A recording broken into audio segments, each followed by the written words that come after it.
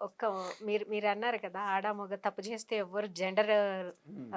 లేకుండా మనం ఎవరైనా శిక్షించాలంటున్నారు. అవును. సో జెండర్ భేదాలు లేకుండా అంటే ఇప్పుడు మీరు మెన్ హ్మ్. యాక్టివిస్ట్గా చెప్తున్నారు ఈ హ్మ్. మాట. అదే ఒక జెన్యున్గా ఒక అమ్మాయి వచ్చి నాకు అన్యాయం జరిగిందంటే శేఖర్ భాష సపోర్ట్ చేస్తారా?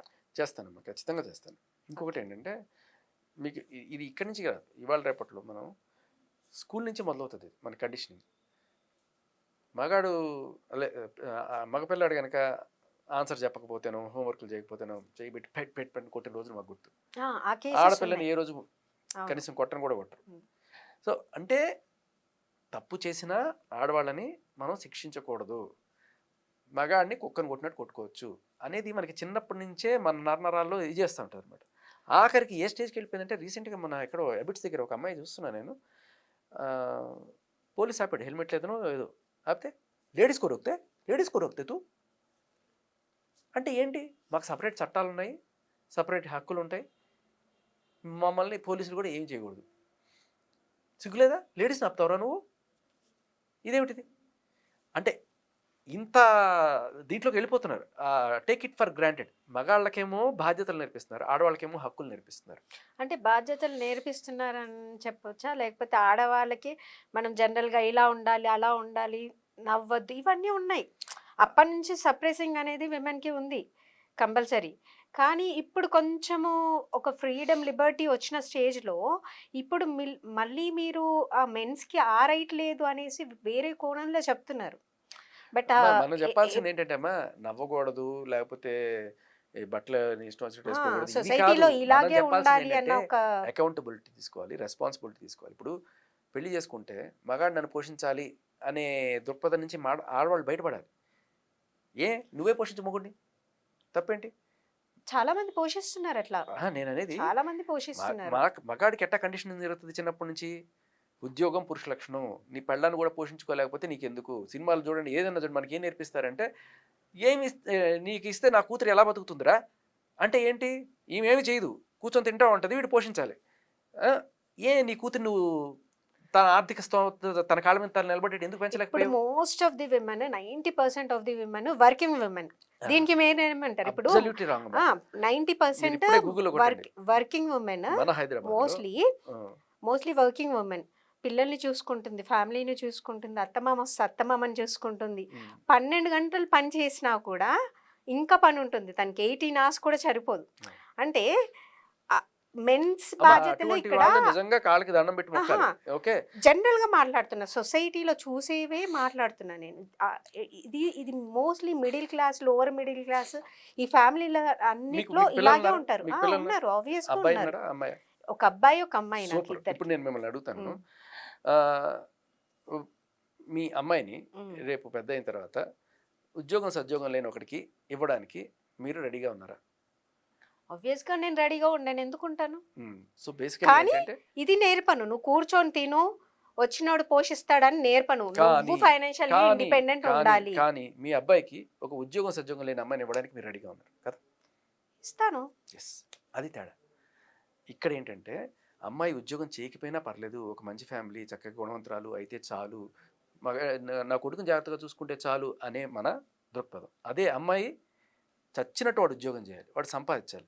లేకపోతే ఇప్పుడు ఈవిడ ఉద్యోగం చేసినా చేయకపోయినా వాడికి మాత్రం ఉద్యోగం ఉండాలి. ఇది మన కండిషనింగ్.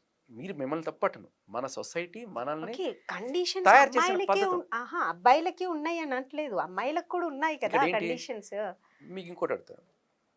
మీ అబ్బాయికి మీరు చేసుకోబోయే అమ్మాయిని అంతకన్నా పొడుగ్గా ఉంటే చేస్తారా?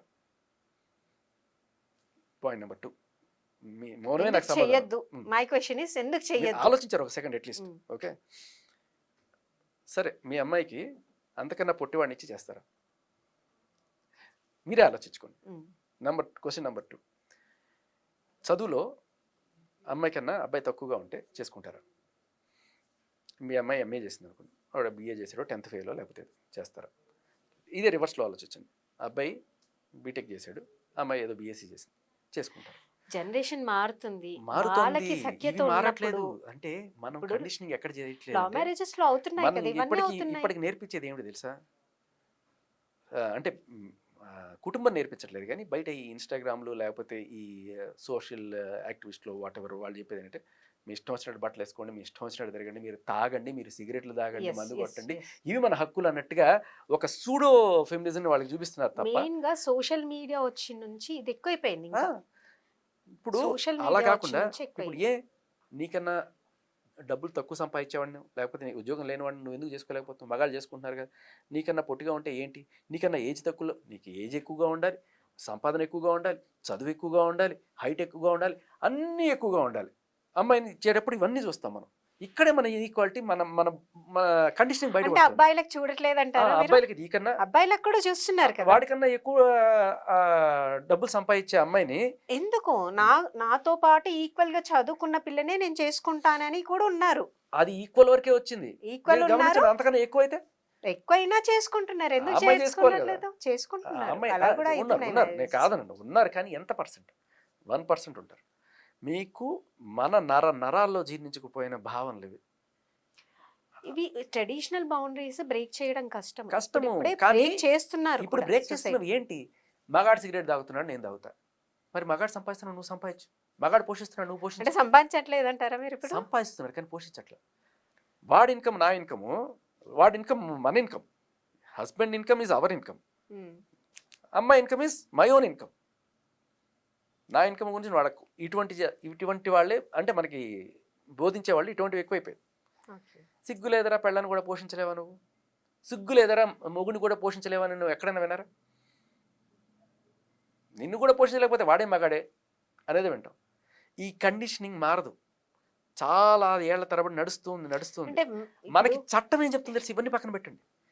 చట్టం మగాడికి ఒక ప్రొటెక్టర్గా, ఒక పోషించే వ్యక్తిగా, provider and protector is man. Loyalty ఆడవాళ్ళకి అప్పగించారు, protection and providing is men's responsibility. ఇది మన చట్టం చెప్పేది, ఈక్వాలిటీ కాదు ఇక్కడ. అందుకే మీకు భరణాలు కానీ ఇవన్నీ కూడా వస్తున్నాయి. ఎందుకు? ఇది ఒక 30 ఏళ్ల క్రితం లేకపోతే 50-100 ఏళ్ల క్రితం నుంచి వస్తున్న దీన్ని ఇలాగే మన ఈక్వాలిటీ అనుకుంటున్నా కూడా ఇక్కడ నిజంగా జరిగేది ఏంటంటే ఇది ఆడవాళ్ళకి లాయల్టీ పెట్టారు. లాయల్టీ అంటే ఏంటి? మొగుడితో మాత్రమే నువ్వు సంబంధం కలిగి ఉండాలి, వేరే వాళ్ళతో సంబంధం కలిగి ఉంటే నువ్వు చాలా ఇది మరి మగాడికి సంబంధాలు ఉంటే దాని గురించి మాట్లాడే చట్టం ఏం చెప్తుందంటే, సరే ఈక్వల్ రైట్స్ ఉండాలి కదా.